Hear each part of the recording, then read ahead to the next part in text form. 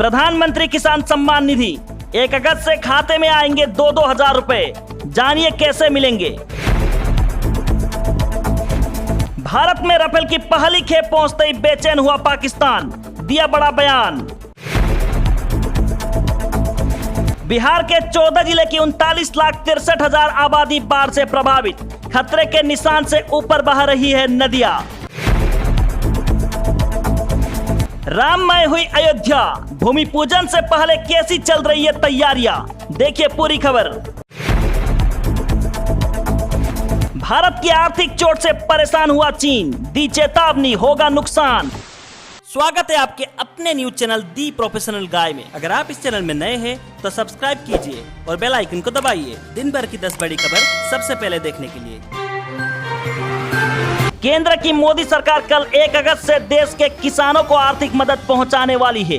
सरकार पीएम किसान सम्मान निधि योजना के तहत रजिस्टर्ड किसानों के खातों में 2-2 हजार रुपए की छठी किस्त भेजने जा रही है। किसानों को 1 अगस्त से 2 हजार रुपए आर्थिक मदद मिलना शुरू हो जाएगा।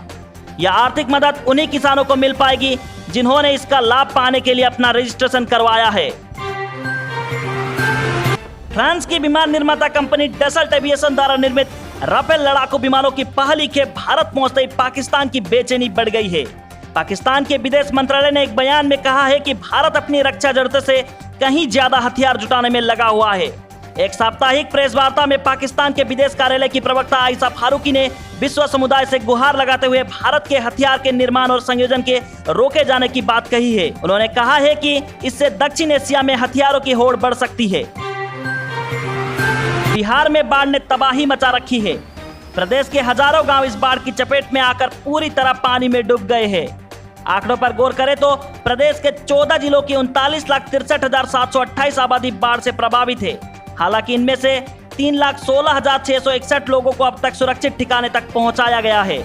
आपदा प्रबंधन विभाग से गुरुवार को प्राप्त जानकारी के अनुसार प्रदेश के 14 जिलों सीतामढ़ी, शिवहर, सुपौल, किशनगंज, दरभंगा, मुजफ्फरपुर, गोपालगंज, पूर्वी चंपारण, पश्चिम चंपारण, खगड़िया, सारण, समस्तीपुर, सीवान एवं मधुबनी के 108 प्रखंडों के 972 पंचायतों की 39,63,728 आबादी बाढ़ से प्रभावित है, जहां से निष्क्रमित कराए गए 3,16,061 लोगों में से 25,116 व्यक्ति 19 राहत शिविरों में शरण लिए हुए हैं। अयोध्या में राम मंदिर के लिए भूमि पूजन कार्यक्रम को लेकर तैयारियां जोर शोर से चल रही है। प्रधानमंत्री नरेंद्र मोदी भी 5 अगस्त को इस कार्यक्रम में मौजूद रहेंगे। इस अवसर को विशेष बनाने के लिए तेजी से काम चल रहा है। अब सबकी निगाहें अयोध्या नगरी पर है। वहीं अयोध्या में सभी मुख्य स्थानों को सजाया संवारा जा रहा है। मरम्मत और रंग रोगन और सजाने का काम जारी है। जगह जगह वॉल पेंटिंग के जरिए धार्मिक नगरी को सुंदर बनाया जा रहा है। शहर की सड़कों को चौड़ा किया जा रहा है। सरयू नदी के घाटों को साफ करने और सौंदर्यीकरण का काम तेजी से चल रहा है। चीन ने गुरुवार को भारत को चेतावनी दी है कि वह भारतीय अर्थव्यवस्था से चीन की अर्थव्यवस्था को अलग करने की कोशिश ना करे।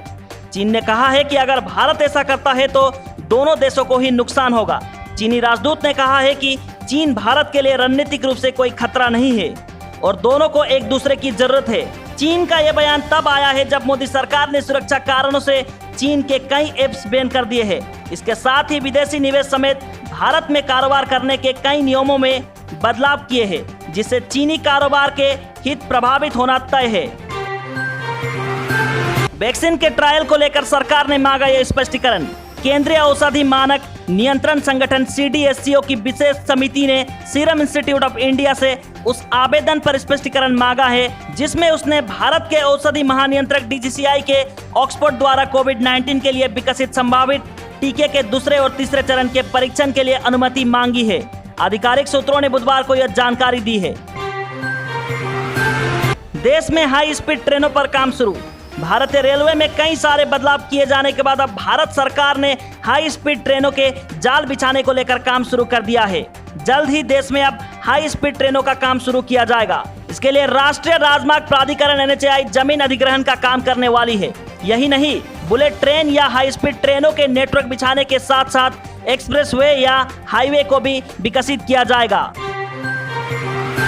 नकली पासपोर्ट पर लगेगी लगाम। अब आएंगे चिप वाले ई पासपोर्ट। कोरोना संकट, साइबर हमले और पासपोर्ट फ्रॉड की बढ़ती मामलों को देखते हुए सरकार ने बड़े बदलाव की दिशा में कदम उठाया है। भारत सरकार तेजी से इलेक्ट्रॉनिक पासपोर्ट यानी ई पासपोर्ट पर काम कर रही है, जो पासपोर्ट वेरिफिकेशन की पूरी प्रक्रिया को 10 गुना तक तेज कर देगा। यह पूरी तरह से टचलेस होने के अलावा कई शानदार फीचर से लेस भी रहेगा।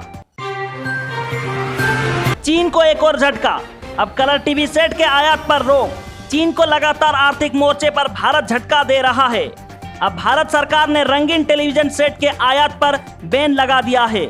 चीन से बड़े पैमाने पर कलर टीवी भारत मंगाए जाते थे, लेकिन अब सरकार ने उस पर तत्काल प्रभाव से रोक लगा दिया है। सरकार का कहना है कि यह कदम घरेलू उत्पादन को बढ़ावा देने के मकसद से उठाया गया है। आयात पर रोक से मेक इन इंडिया को बल मिलेगा, लेकिन भारत के इस फैसले से चीन को बड़ा नुकसान होने वाला है। पानी से मर सकता है कोरोना वायरस, रूसी वैज्ञानिकों का दावा। कोरोना वायरस से बचने के लिए साफ सफाई रखने और बार बार हाथ धोने को कहा जा रहा है। वायरस के फैलने से लेकर इसके स्वरूप और संरचना को लेकर तरह तरह के दावे किए जा रहे हैं। वहीं अब रूस के वैज्ञानिक ने दावा किया है कि कोरोना वायरस पानी में पूरी तरह खत्म हो जाता है। यह steady state research centre of virology and biotechnology vector द्वारा की गई है। तो चलिए दोस्तों, आज के लिए बस इतना ही। डेली टॉप 10 न्यूज देखने के लिए देखते रहिए दी प्रोफेशनल गाय। धन्यवाद।